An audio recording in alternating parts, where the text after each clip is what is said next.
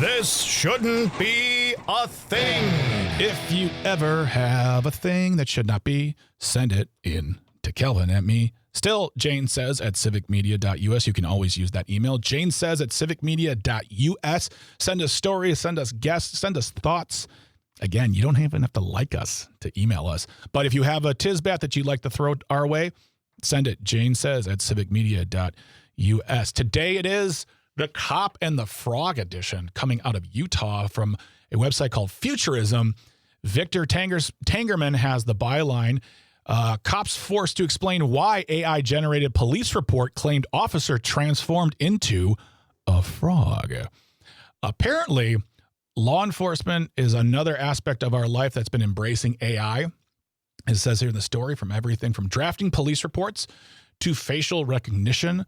This has resulted in some weird problems, particularly one funny incident where in Heber City, Utah, a police force had to tell us why their police report said it declared an officer had somehow shape-shifted into a frog. Well, here's what happens. The body cam software and the AI report writing the software picked up on the movie that was playing in the background, which happened to be The Princess and the Frog. Police Sergeant Rick Keel told the broadcaster, referring to the 2009 musical comedy, that when we learn the importance of correcting these AI issues, we need to do it through our reports. Yes, it is important to take a second glance at what AI generates. I'm not anti-AI. I am skeptical. I think we need to know more about it. But yeah, it shouldn't just be, there's the report, there you go, because apparently this guy turned into a frog, and it wasn't true, Calvin. It wasn't true. Does that break your heart? Would you, if you read that, you'd want to know more, correct?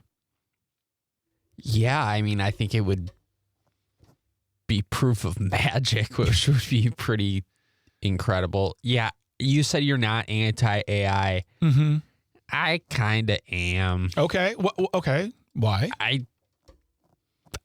It's mostly vibes, to be completely honest with you. I think it's just a bad vibe.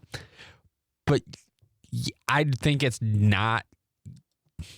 I think it's being applied to cases that it was never intended to be used for. It's not in an intelligence. It's a language learning model. It's just generating what it thinks you want. Like it's basically just a probability that's rolling a die on each word, on which word is going to be most likely to appear next. It's not thinking about anything.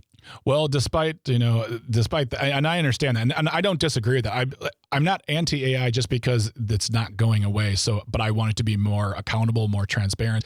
And yeah, it needs to get better, because it says here in the story, even a simple mock traffic stop meant to demonstrate what the tool is capable of turned into a disaster. The report required plenty of corrections, and despite the drawbacks, they're still going to keep doing it. I mean, we're going to still see the embracing of AI. And I'm saying, all right, fine, if that's what you want to do.